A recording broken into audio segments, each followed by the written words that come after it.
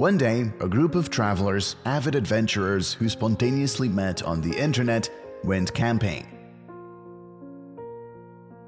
Towards evening, when everyone was already tired, they decided to build a halt. They set up tents, built a fire, and decided to get to know each other better. It turned out that they were all about the same age, on average from 35 to 50 years old, but there was also a very elderly man among them, whom everyone jokingly called the wise man. The new acquaintances chatted a little and went to their tents. The next day was not good since the morning. A woman named Una first insulted her tent mate. Then she took from one of the men his lunch and pretended that it was not her, and so it continued until the evening. Everyone was tired of Una's rudeness and ignorance, and before they have lunch, they called the old man to talk and ask for advice.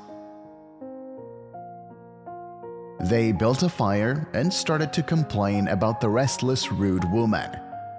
Someone even suggested driving her away or doing something nasty in return. However, the wise man did not support this decision and forbade the rest to do something similar. Of course, many were unhappy, but for now they decided to keep quiet and just have dinner. While eating, the travelers suddenly noticed that a lizard accidentally jumped into the fire on which they cooked the food. The old man immediately reached out and pulled the reptile out of the fire. However, it, not appreciating the kind gesture, tightly clung to the old man's hand with tiny teeth. Fortunately, the lizard was not poisonous, on the contrary, completely harmless. But people around in fright jumped away from it. The old man tried to push the reptile aside, but it fell into the fire again. But again, the old traveler took a long stick and stretched it out in front of him so that the lizard can climb it.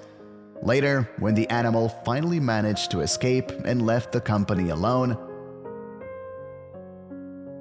those who saw all this asked the wise man why he did not leave the reptile in the fire even after it bit him.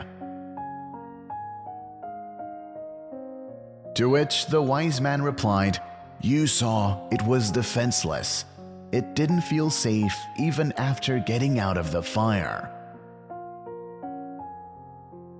So it grabbed me by its own instincts, but doing something wrong, it fell into the fire again. Some people do bad things to themselves."